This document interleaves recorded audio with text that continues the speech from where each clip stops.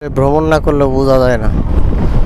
মনে হয় জানি যে সারাদিন এই যে 3-4 ঘন্টা কষ্ট করে জার্নি করে আসলাম, সেটা টোটালি উসুল হয়ে গেল না, একদম উসুল। কি অপরূপ দৃশ্য নিজের চোখে দেখতেছি। আগে গল্প করে শুনতাম, টিভি সিনেমা বা বিভিন্ন ভাবে দেখতাম, আর আজকে নিজের চোখে দেখলাম। অসম্ভব সুন্দর। আপনারাও কিন্তু ঘুরে আসতে পারেন। শ্রীমঙ্গল ঢাকা থেকে মাত্র 160 কিলোমিটার দূর। ঢাকা থেকে মাত্র 160 কিলোমিটার দূরত্বে আপনার বাইক কিংবা প্রাইভেট হাইস যাই থাকুক, চলে আসতে পারেন এই শ্রীমঙ্গলে চা বাগান দেখতে। তো ভিতরে তো আরো অনেক সুন্দর। আমি শুরুতেই তো এত সুন্দর লাগতেছে, ভিতরটা যে আরো কত সুন্দর আল্লাহ ভালো জানে। আমি যাচ্ছি ভিতরে,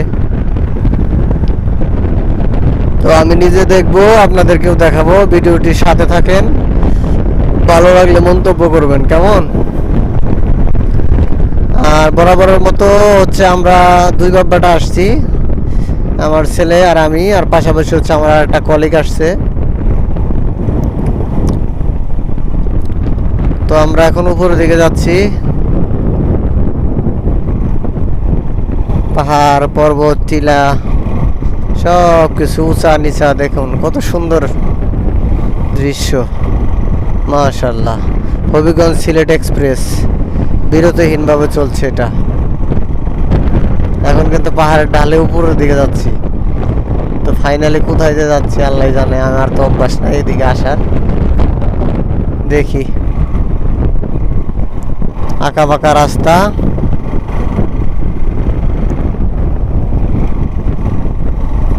আঁকা বাঁকা টিলা।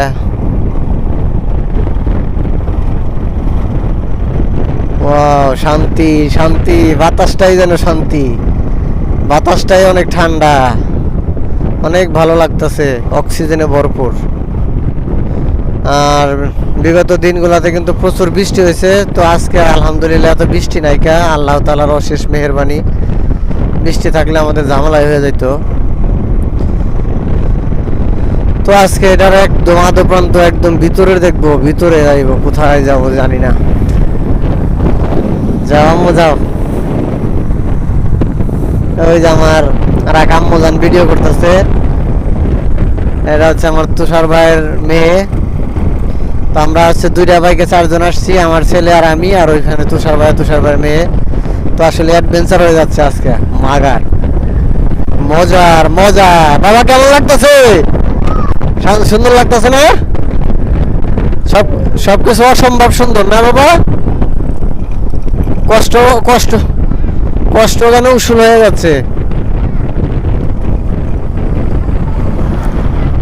এত সুন্দর। আমার পোলাটা 7 রঙের চা খাবে, 7 রঙের চা খাওয়ার জন্য পাগল হয়ে গেছে গা। এ বস, 7 রঙের চা কোথায়? 7 রঙের চা।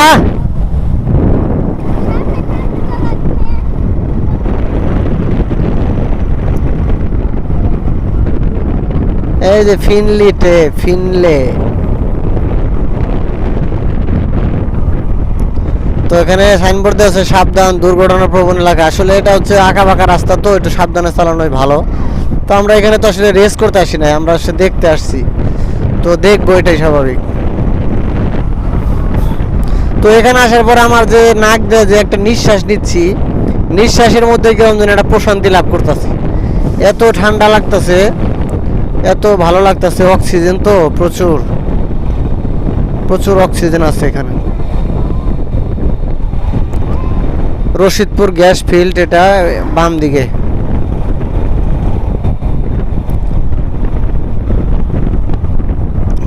আজকে সারাদিন ঘুরবো এখানে, তারপর বিকেলবেলা আবার রওনা দেবো। একদিনের ট্যুর, একদিনে Dhaka to Srimangal up down trip. বুঝাই যাচ্ছে কি স্ট্রাগল করতেছি আজকে।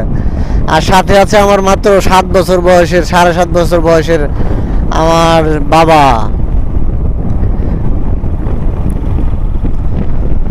তাই না আব্বু? কি দৃশ্য দেখছো?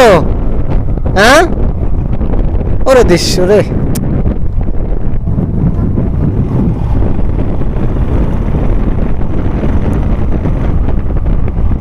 আমতলি চা বাগান। কোথায় যাচ্ছি নিজেও জানি না, ভিতরে থেকে আরো ভিতরে, আরো ভিতরে। আর এত সুন্দর বাতাসের মান চিন্তার বাইরে। এই মুহূর্তে আছে এটা কি, এই যে গাড়িগুলো আসতেছে, গাড়িগুলো লাস্ট বর্ডার কোথায় আমি জানি না, আমি এখন ওনেই যাব।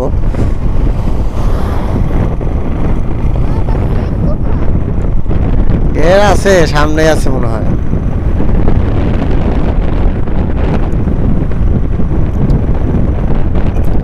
ভিডিওতে মোবাইলে জায়গা আছে কিনা জানি না, মোবাইলের জায়গায় তো শেষ হয়ে যাবো। ওই যে গেল চা শ্রমিক।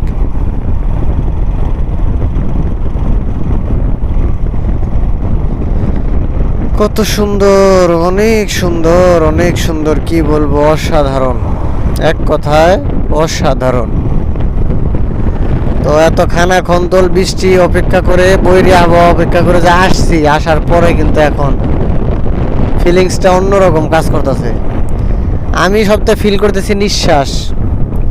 এখানে যে নিঃশ্বাস নিচ্ছি, নিঃশ্বাসটা একেবারেই বিশুদ্ধ আর বাতাসে ভরপুর। মাইন্ডটা রিফ্রেশ হয়ে যাচ্ছে, অক্সিজেন সরবরাহ হচ্ছে বডিতে। তো সব কিছু মিলে আমরা এখন 7 রঙের চা খাবো ইনশাল্লাহ, সামনে হয়তো আছে। ঠিক আছে, তো অসাধারণ হবে আজকের অ্যাডভেঞ্চার।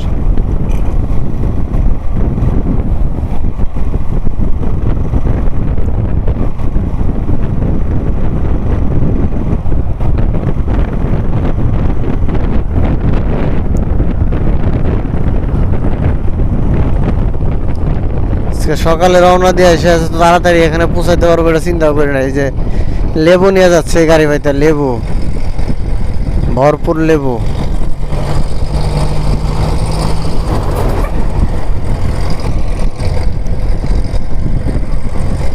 মোবাইলের তো জায়গায় শেষ হয়ে যাচ্ছে। ওই যে আমার বসে হলো দ্রুত গতিতে চলে যাচ্ছে, আমিও যাচ্ছি। ওয়াও, ওই যে বাবা পাহাড়,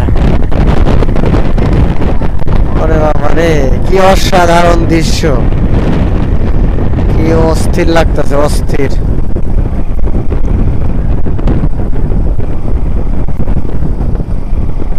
আর কত যাবো, ভিতরে যত যাইতেছি তত তো খালি ভালোই লাগতেছে, আল্লাহ জানে করিটা কি এখন।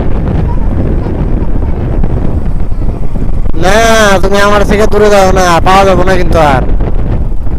এটা এটা জঙ্গল, বন।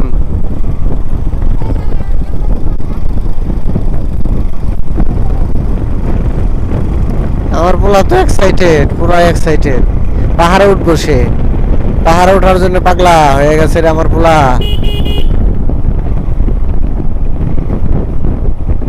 ভাঙ্গা রাস্তা আবার এখানে, কই যাচ্ছি আমি নিজেও জানি না। শান্তি, ওয়াও শান্তি, ওয়াও, ওম শান্তি।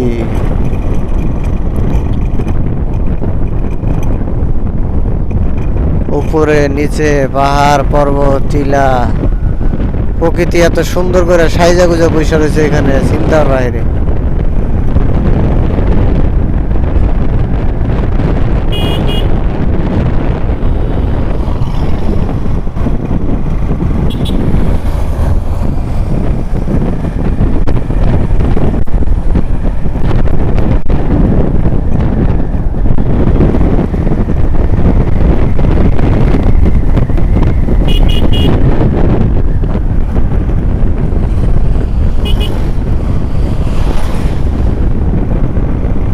সামনে আবার আরেকটা বাজার। কি বাজার এটা? মৌলভী বাজার।